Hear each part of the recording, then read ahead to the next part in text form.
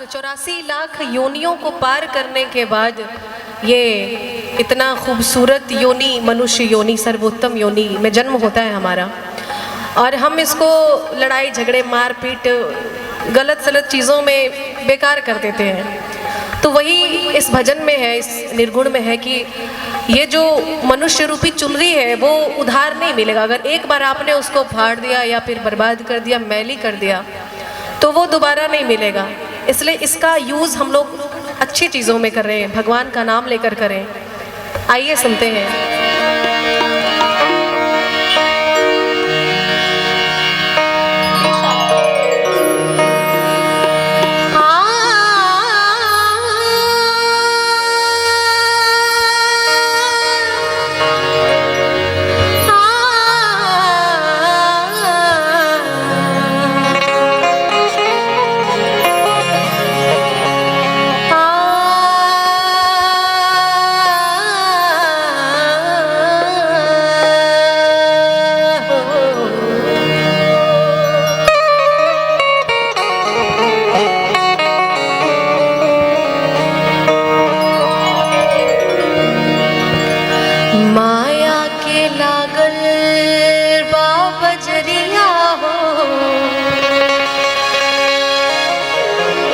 चुनरिया उधार ना मिली,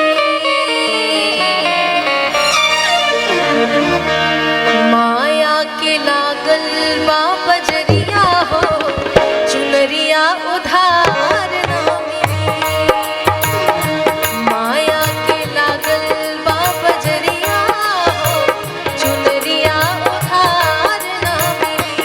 तनिका चली चला प्रभु के नगरिया हो, तनिका चली चला प्रभु के नगरिया हो, चुनरिया उधार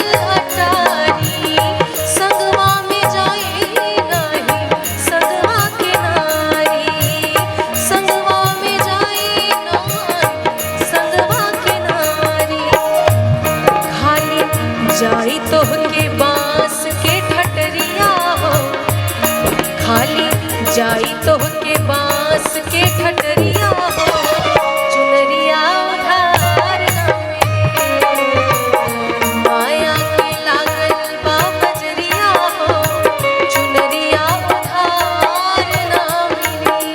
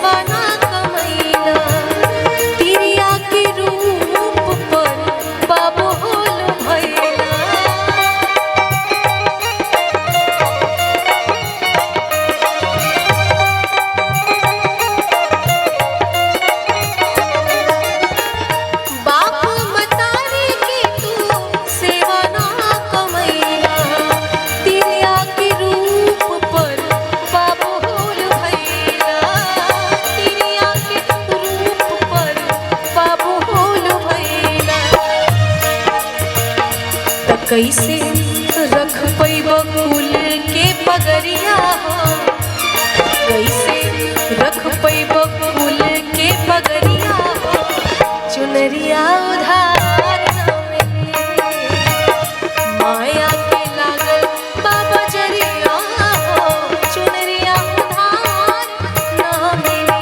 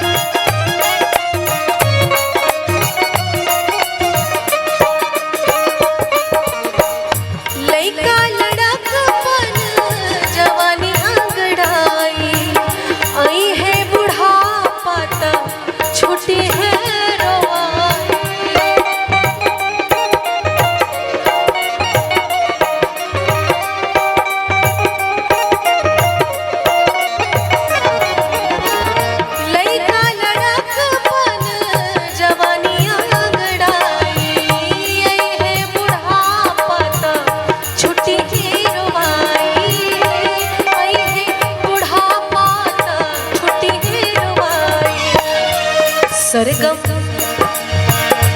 सरगम ओढ़िला न राम नाम चदरिया हो, सरगम ओढ़िला न राम नाम चदरिया हो, चुनरिया उधार